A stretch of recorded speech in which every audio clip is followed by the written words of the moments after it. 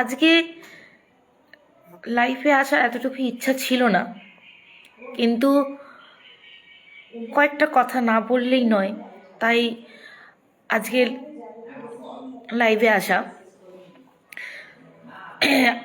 আমরা 2016 আনটেন্টেড টিচাররা কীরকম একটা গিনিপিক হয়ে গেছি না, যে যখন পারছে তখন একটা অপারেশন করে দেখে নিচ্ছে, যে যখন পারছে সে তখন একটা মন্তব্য করে চলে যাচ্ছে। আমাদের জন্য না কোনো কুল আছে না কিনারা আছে। মাঝে মাঝে মনে হয় যে হায় রে অদিষ্ট, আমাদের দোষটা কোথায়? আমরা ওই সময় পাস আউট করেছিলাম, বিএড করেছিলাম, আর আমাদের সময় একটা এসএসসি এক্সাম হয়েছিল, দিয়েছিলাম। প্রত্যেকের কাছে যেন একটা হাস্যকর বস্তু হয়ে গেছি। তবু বস্তুর মনে কোনো একটা সত্তা থাকে, আমাদের সেই বস্তু সত্তাও নেই। আমরা কোনো প্রাণীকে ছোট করছি না, কিন্তু দেশের মানুষের রাস্তার কুকুরদের জন্য সহানুভূতি আছে। আর আমরা শিক্ষিত প্রাণী, শিক্ষিত মানুষ, নিরপরাধ মানুষ, আমাদের জন্য কোনো সহানুভূতির কারণ নেই, কোথাও নেই। অবাক হয়ে যাই যখন প্রতিনিয়ত আমরা যখন বলেছিলাম যে 2016 আলাদা পরীক্ষা নেওয়া হোক, তার জন্য এমএ করেছিলাম, বিবেক পড়িয়া, Rehana Begum, single bench, division bench, supreme court, একবারও কিন্তু বিচারপতির শোনার কথা মনে হয়নি। উল্টে বলেছিলেন এই অসম লড়াইকে চালিয়ে নিয়ে যাওয়ার জন্য মিডনাইট অয়েল বার্ন করতে। আজকে উনি নিজের হাতে তৈরি করা সেই বিল্ডিং যেটা তৈরি করেছিলেন সেটাই ভেঙে দিলেন, ভেঙে দিয়ে বললেন হাইকোর্ট থেকে আবার শূন্য থেকে শুরু করো। আজকে না অবাক অবাক লাগছে, পাগল পাগল লাগছে। 3 এপ্রিল জাজমেন্টে আমরা দেখেছিলাম যে একটা বায়াস জাজমেন্ট হয়েছে, বুঝতে পারছিলাম যেটা রাজনীতি গেম, কারণ অলরেডি আমাদের ডিভিশন বেঞ্চ থেকে রাজনীতির গেম হয়ে এসেছে, সেটাও তো চেঞ্জ হলো না। কিন্তু এটা ফ্রেশ সিলেকশনে সেখানেও আর কতবার আমাদের নিয়ে এই কাটাছেঁড়া হবে? এক কাজ করুক বিচারপতি মহোদয় বা হাইকোর্ট, সুপ্রিম কোর্ট, যারা যেখানে বিচারপতি হয়ে বসে আছেন, তাদের একটাই কথা বলবো, আমাদের না মৃত্যুদণ্ড দিয়ে দিন। আর এই প্রতিনিয়ত প্রত্যেক ঘন্টায় এই মানসিক যন্ত্রণা যেন সহ্য হচ্ছে না। প্রত্যেকে দেখে হাসে, নিজের কলিগরা হাসে, রাস্তার লোকেরা হাসে।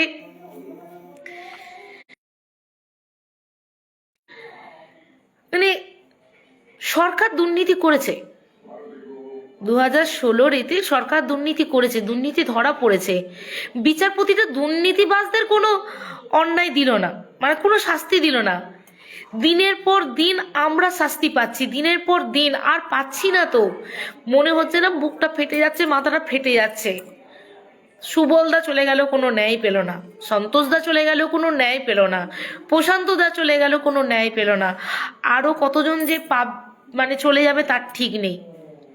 কারণ রীতিমতো এই চাপ সহ্য করা না আমাদের পক্ষে আর সম্ভব হয়ে উঠছে না।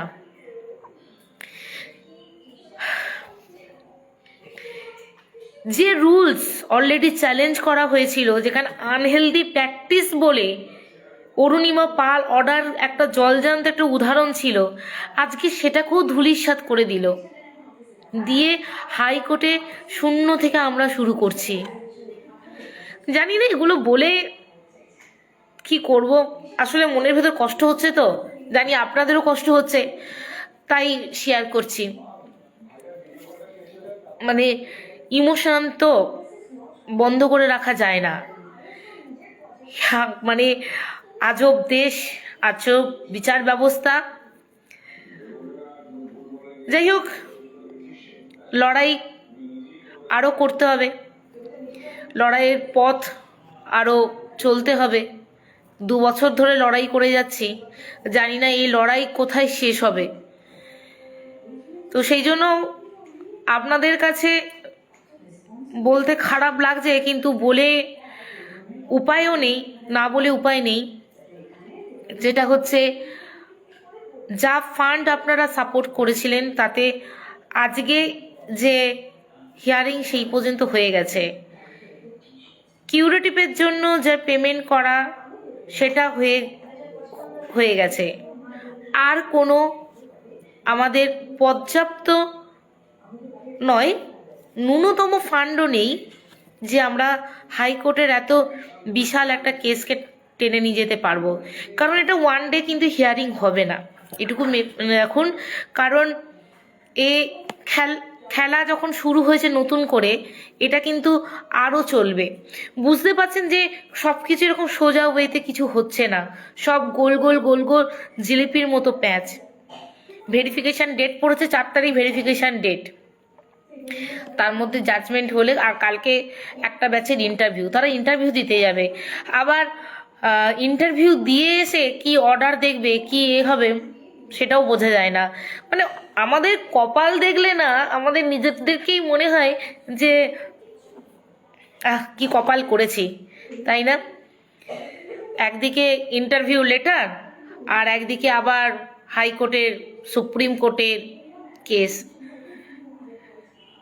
যাই হোক, চলছে, কাজ চলতে থাকবে, অ্যাংজাইটি থাকতে চলবে। আর বিচারপতিদের এরকম 2, 10টা, মানে রাবণের মতো 10টা মুখও আমরা দেখতে পাবো। কারণ লোকে একটা মুখে কথা বলে, এবং যে মুখে কথা বলে তার কিছু থাকে, মানে মাথায়ও কিছু নেই, একটা অর্ডারও পড়ছে না, অবাক হয়ে যাচ্ছি।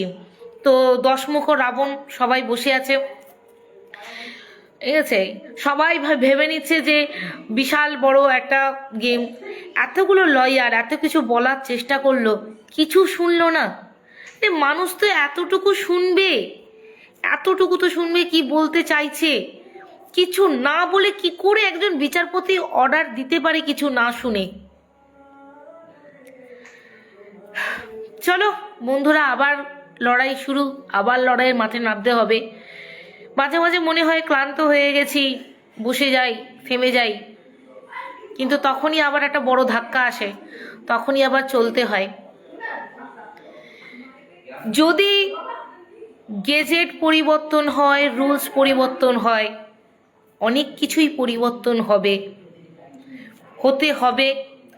আমরা যারা নিরপরাধরা শাস্তি পাচ্ছি, শুধু সরকারকে নয়, কোর্টকেও দেখতে হবে আমরা যাতে কোনো নিরপরাধরা যেন শাস্তি না পাই।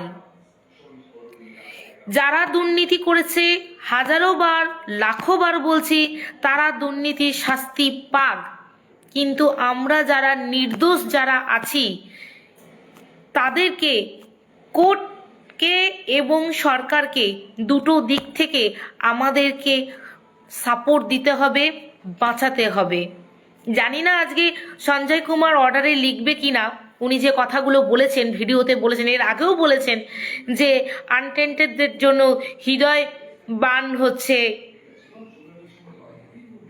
যাই হোক, আজকে যে কথাগুলো বলেছে সেগুলো উনি যদি অর্ডারে লেখেন, আনটেন্টেড টিচারদের যে সুযোগ করা হোক, দেখা হোক, দেখা যাক বাকিটা কোর্ট লড়াই বলবে। আজকে অর্ডার আসুক, তারপর দেখা যাবে।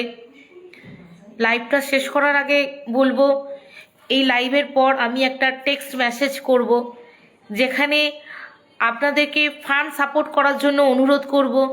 কেন অনুরোধ করছি সেটাও পুরোটা লেখা থাকবে, কারণ জানেন এই লড়াইটা অনেক দূর এগিয়ে নিয়ে যেতে হবে। সুতরাং আপনারা অবশ্যই আমাদের যে একটা মাত্র এওপি অ্যাকাউন্ট আছে, সেই এওপি অ্যাকাউন্টেই ফান্ড সাপোর্ট করুন। আর অন্য কোনো জায়গা থেকে নয়, যেন একটা টিম যেটা আমাদের লড়াই হচ্ছে সেটাই যেন লড়ে, সেটাই যেন সংঘবদ্ধ থাকে, সেটাই সবার কাছে কামনা করব। বাকিটা দেখা যাক। লড়াই তো হচ্ছে, এত কষ্ট যখন পাচ্ছি, দিনের শেষে যেন জয়টা আমাদেরই আসে।